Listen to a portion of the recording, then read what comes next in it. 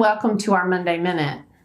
We're here today to discuss a very hot topic for hospices, and that is the release of the proposed rule for fiscal year 2025. The implications of this rule would go into effect for the most part October 1st of 2024. There are tons of elements that will impact your hospice that are included in this proposed rule, and that would require that hospices get involved and comment on this proposed rule so that your comments will be considered before the rule is finalized in August.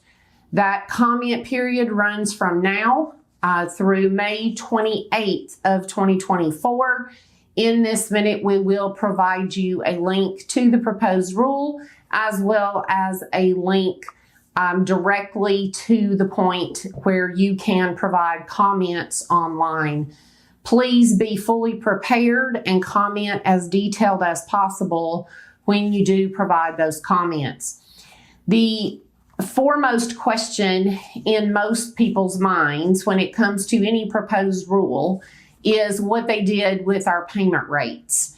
The current proposed payment adjustment for hospice for 2025 is an increase of 2.6%, which includes a 3% market basket increase and a negative 0.4% reduction for productivity.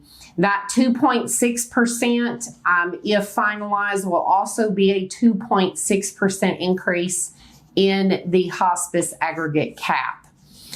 You also need to note that they have realigned many of the CBSA or core-based statistical areas, which directly impact the application of your wage index. This will cause some wage index to be negatively impacted for counties across the country. That negative impact, please note, cannot be greater than 5% in any given year based on the finalized requirement in the 2023 rule.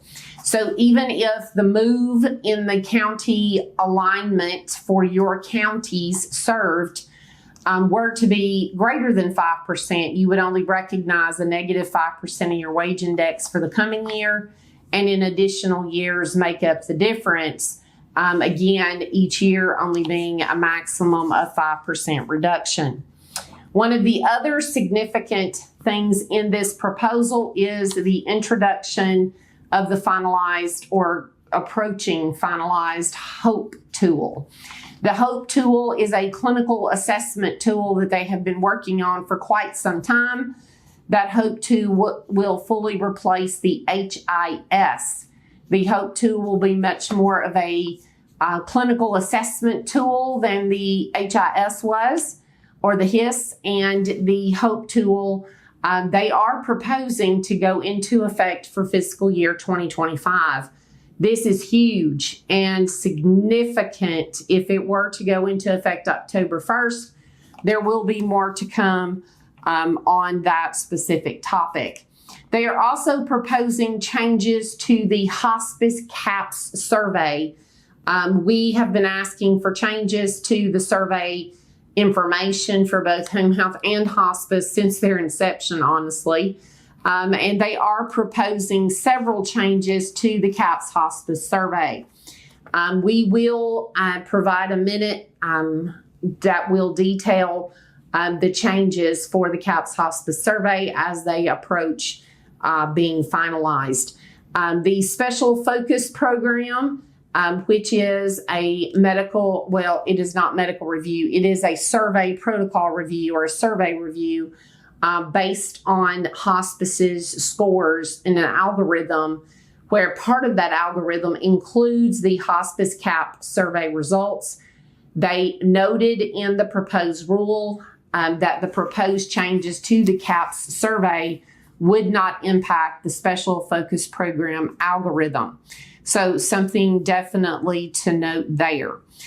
They have also noted in this proposed rule some changes that they will be clarifying in the hospice conditions of participation specifically surrounding the election statement language versus the notice of election, as well as information surrounding medical directors and the use of other IDG physicians for certification.